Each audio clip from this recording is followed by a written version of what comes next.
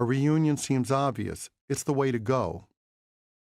Not surprisingly, it took a lot of wrangling with Peter and Ace's representative to get a deal in place. Ace insisted on getting more money than Peter because, as Ace put it, Peter wasn't worth as much as he was. Peter hasn't done anything, Ace insisted. He hasn't been playing, and I'm more famous than he is. Of course, this was all behind Peter's back. For all the times Ace threw Peter under the bus, he should have had muscles like a professional bodybuilder. And yet Peter still saw Ace as his teammate and buddy, no matter how many times Ace offered Peter up as a sacrificial lamb. In the past, people had told me, the time to find out that you don't want to be in bed with somebody isn't when your clothes are off.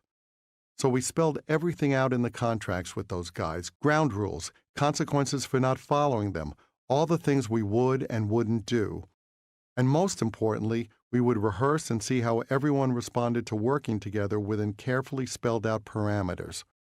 We left nothing to chance. Part of that included hiring personal trainers, not just for Peter and Ace, but for me and Gene too. We wanted the band to look the way people remembered us looking. The last thing I wanted was people to be disappointed when they saw a bunch of fat guys in tights. The trainers weren't bodybuilders or anything like that. It was about cardio and basic strength. Even so, the guy working with Peter was aghast, not only at how weak he was and how low his endurance was, but also at how little Peter was willing to work. The trainer said it was like working with an old man. Peter had a tendency to explode at the trainer about nonsense because Peter didn't like working out. Ace, as usual, was just lazy, but he put in his time. Alongside the physical training, we also started the rehearsal process, or tried to. We convened in L.A. in March, planning to rehearse for several months. It was imperative to look and sound great for these shows. We were competing not just with our past, but with people's recollections of our past. That was the challenge as I saw it. We had to recreate the impact our shows had on people at a time when nobody else did what we did. By the 90s, everybody had pyrotechnics. Everybody had a show with Kiss DNA in it. All it took was money. We had to blow away a new standard. Then Ace asked, "Why do we need to rehearse? I know these songs like the back of my hand." It quickly became apparent that Ace didn't know the back of his hand very well. And Peter? Peter was another story. There was no point to rehearsing as a band. Peter and Ace didn't know the material, didn't know their parts. I called Tommy Thayer. Tommy knew our music inside out and would make a good coach. We wanted to be true to the original Kiss Alive versions of our classic songs. "Listen, Tommy," I told him, "we need you to get together with Peter, one-on-one in a rehearsal studio. Just you and him, you on guitar, Peter on his drums. You need to go through all the songs with him and make sure he knows what he's doing." After the first day of working one-on-one with Peter, Tommy called me. "Paul," he said, sounding very serious, "I don't know exactly how to say this." Uh-oh. "I want to see this happen more than anything, for the sake of everyone involved," Tommy continued. "But, well, I have to be honest with you. I don't know how you guys are going to be able to do this." He paused. Then I laughed. I assumed he was joking. "No, I'm serious," Tommy said.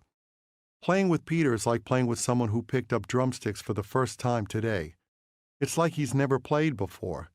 He doesn't remember anything, and he can't play."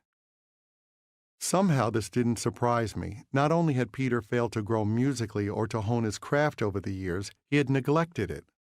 I still hoped Tommy could bring him around. "Give it a few more days," I said. "You can do it."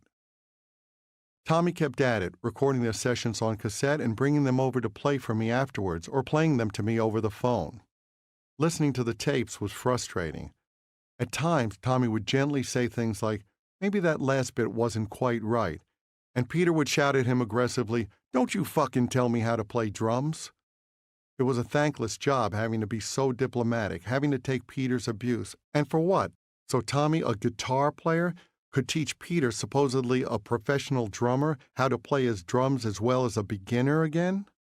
In the end, Tommy taught Peter the parts like you would teach a dog a trick.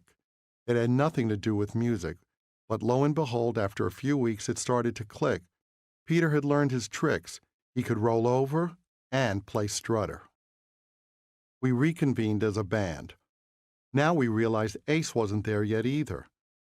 I was shocked to see the full extent of the deterioration in these guys, the disrespect they had for their talents and gifts.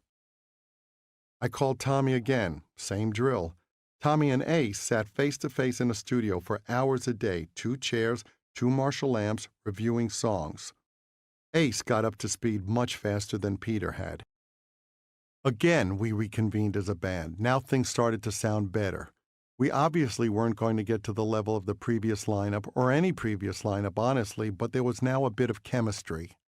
We had a bit of that ragtag feel like we'd had in the early years.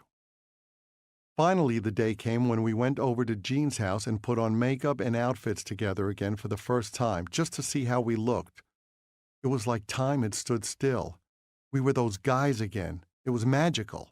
I even let myself daydream about the possibility of not having just this moment, but of having a future, picking up where we had left off.